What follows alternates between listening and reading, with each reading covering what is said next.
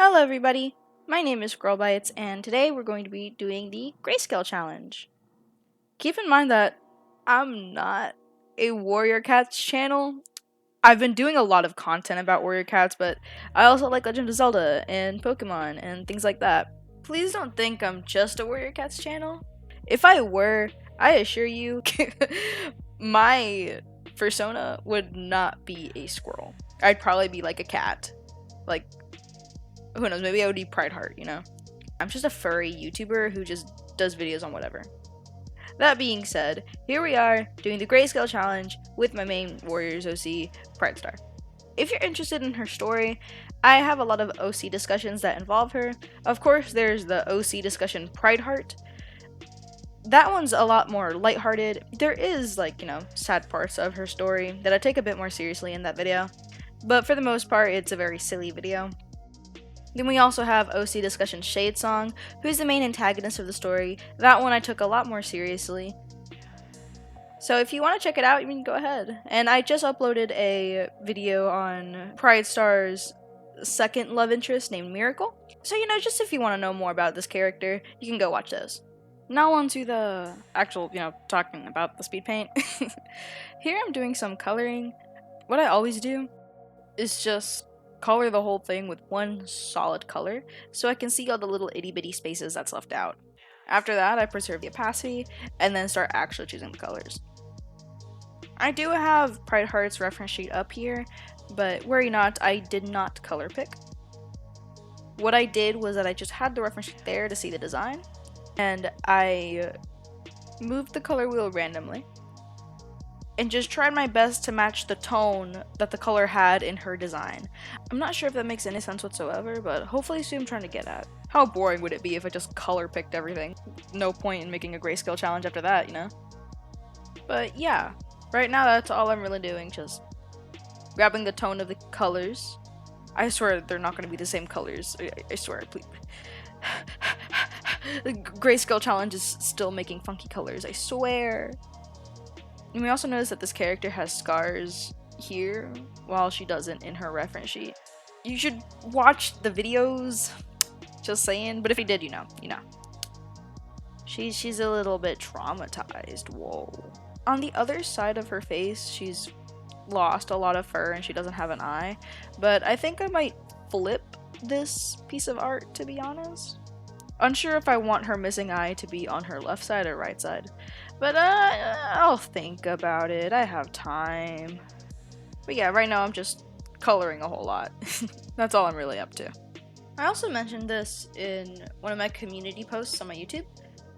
As I'm editing this, as I got into the process of editing this, I grabbed the recording and I was looking at it, obviously, as I'm editing.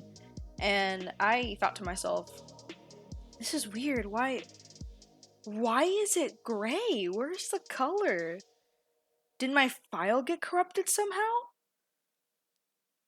Well, Martin, it's not like you were doing the grayscale challenge or anything. Nah.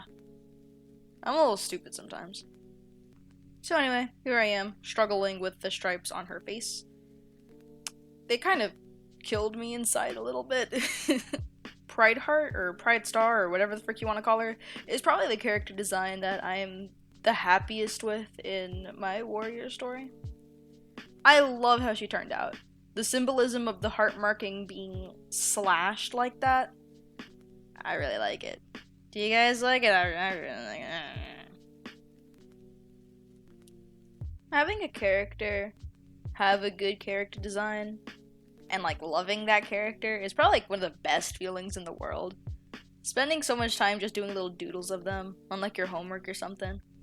Bro, the amount of times that I was in like geometry last year just drawing Pride Star, it was so much fun. One of the best feelings possibly is just having a character that you love to absolute death and drawing them all the time. So yeah, I am still coloring here. Coloring took me a hot second. It always takes me a hot second when I draw Pride Star. Coloring her takes me forever. But it's worth it, because I love her so much. If you have a character that you love to absolute death as well, you know, you draw them all the time, maybe you have a story about them, you should totally let me know in the comments. I don't respond to every single comment, but I promise you, I read all of my comments because comments make me really happy. I adore getting comments from you guys. So if you've never even commented before, I mean, go ahead. Tell me about your character, your OC, your persona, whatever. Just tell me about them. And I'll like the comment and possibly respond. Mwah! I love you. With this part, actually, it's really important. When I colored the eye, you may notice that her pupil is a bit more back. It's not exactly in the middle, if that makes any sense. Not in the middle of her iris, is further back. This is because from the side view, this is what the pupil does. It doesn't stay in the middle like a front view. It does what I did from the side view. I see a lot of artists do the pupil in the center, like you're looking straight at it. That's not how pupils work. Of course, if it's your art style, by all means go ahead, but just know that in real life, pupils do what I drew here. I'm also coloring the line art. I found that colored line art just gives a character more life than just solid black. No shade to solid black line art, of course. I still do it from every now and then, because coloring line art is a pain. But if you want your character to look more lively, colored line art is the way to go. Don't mind my stuttering. Kind of running out of things to talk about. I have like a lot of time to fill in with commentary. So how have you guys been? Really? That's so cool, bro. She did not.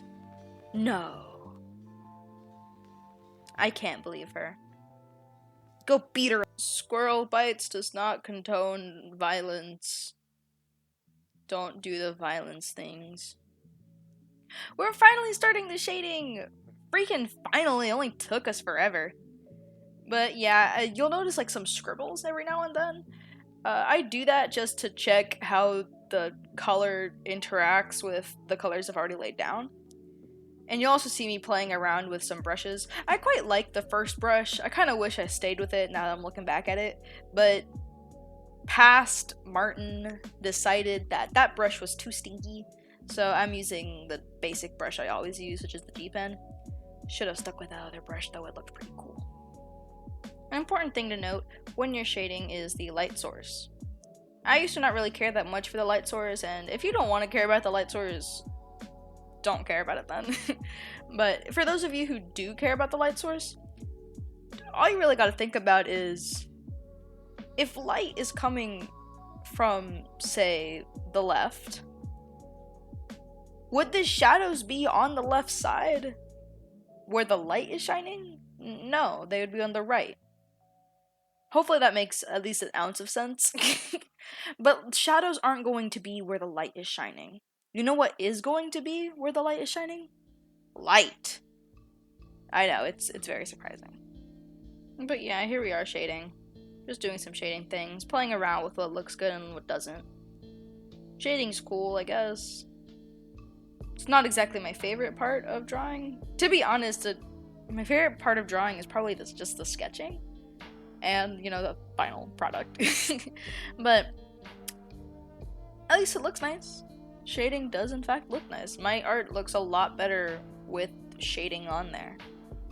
And with all parts of art, it took me forever to learn how to shade properly, what shading style fit me the best, so on and so forth.